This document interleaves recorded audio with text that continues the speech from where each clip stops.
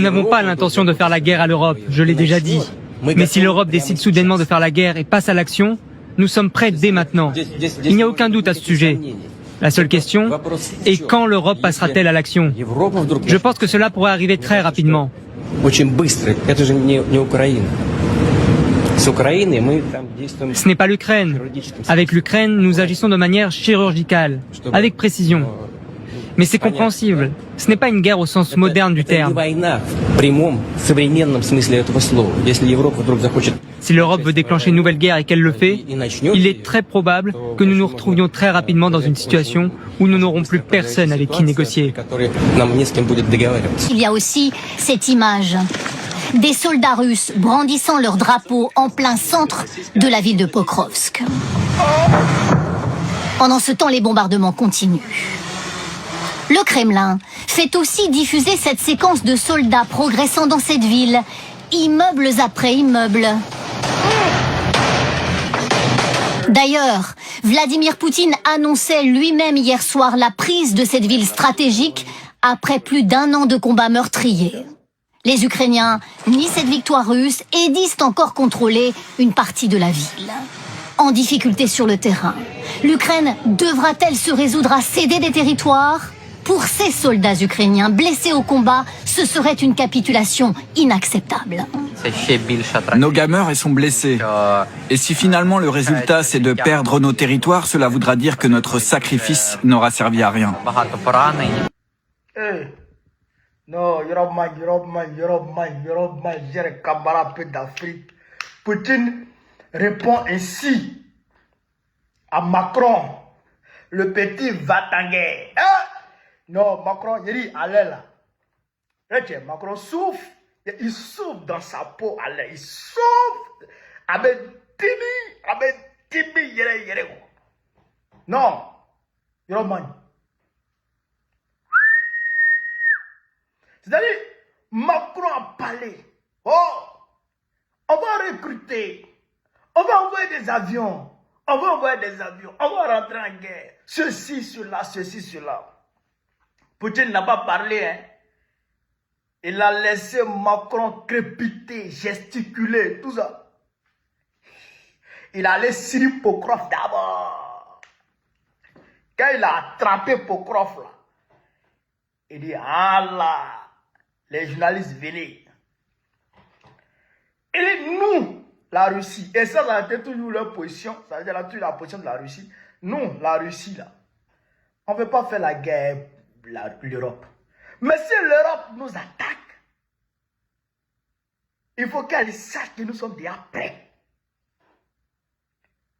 C'est-à-dire que si Macron veut attaquer la Russie, il faut que Macron le message d'abord que la Russie est prête à l'attendre de pied ferme et à le frapper copieusement.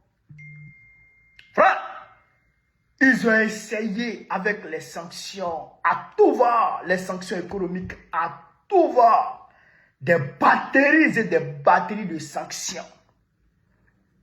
Au lieu que les sanctions aient de l'effet sur l'économie russe, au contraire, c'est sur l'économie européenne que les sanctions ont des effets négatifs.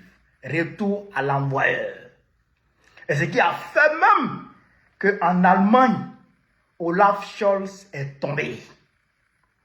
Parce que les sanctions russes là, c'est-à-dire que le fait que les Allemands, c'est-à-dire que aient renoncé, le fait que les Allemands aient renoncé à l'énergie russe, au gaz russe, hop, ça veut dire que l'économie allemande a pris un coup. Et la population allemande a commencé à se ressentir. Frère, les gens sont détournés de Olaf Scholz. Et ils sont allés voter pour Metz. Friedrich Merz ou quoi là. Ça veut dire que les sanctions n'ont pas eu d'effet sur la Russie. Mais au contraire, les sanctions ont eu l'effet sur les sanctionneurs. C'est ça qu'on appelle se faire harakiri. Se faire harakiri. Frère, je pense que les Waworo là, ils doivent revoir leur approche vis-à-vis de la Russie. Parce que si c'est pas là, vous ne pouvez pas. Si c'est la guerre, vous ne pouvez pas.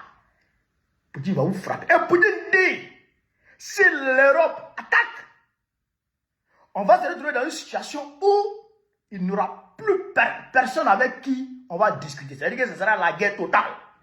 Il n'y aura plus de discussion. Avec l'Ukraine, ils savent comment frapper. Ils frappent avec précision. Ils frappent de façon chirurgicale. Et ils ciblent des objectifs bien précis et ils frappent. Mais si c'est avec l'Europe, ce sera la guerre totale. C'est-à-dire que ce sera les frappes. C'est-à-dire que sans contrôle.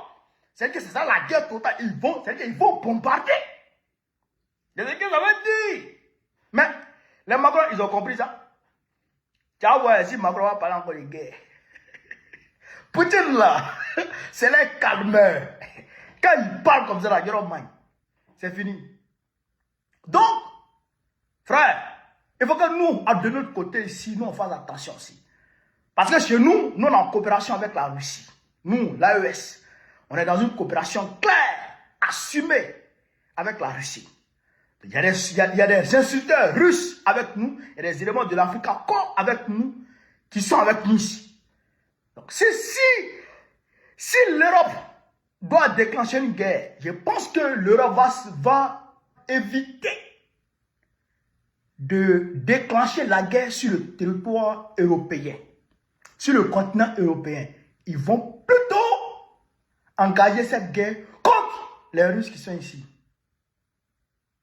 Mais s'ils attaquent les Russes, ils nous attaquent. Et ça sera à partir de, normalement, la Côte d'Ivoire ou le Bénin. À partir de la Côte d'Ivoire ou à partir du Bénin, qui vont attaquer les Russes d'ici. Et s'ils attaquent les Russes d'ici, ils attaquent l'AES. C'est pourquoi je vous dis que le combat, il est général. Le combat, il est général. C'est le Sud contre le Nord. Oui, les suprémacistes occidentaux contre le monde civilisé du Sud global. Nous, les Africains, les Russes, les Chinois, nous, c'est contre nous. C'est ça. Actuellement, on est dans un monde bipolaire. On est dans un monde bipolaire. Que tu le veux ou non, la bipolarisation a refait surface. Voilà, ça c'est la réalité. Donc, voilà la réalité. Alors, donc, il pense que le petit Macron va se calmer. Voilà ce péché qu'a appelé l'Afrique, ce que je voulais vous dire dans cette vidéo. Sur ce, vive la paix dans le monde. Vive la paix dans le monde. Vive l'Afrique libre. Vive le panafricanisme. Vive le peuple panafricain. Babo président du Gouvernement, très prochainement. On est ensemble.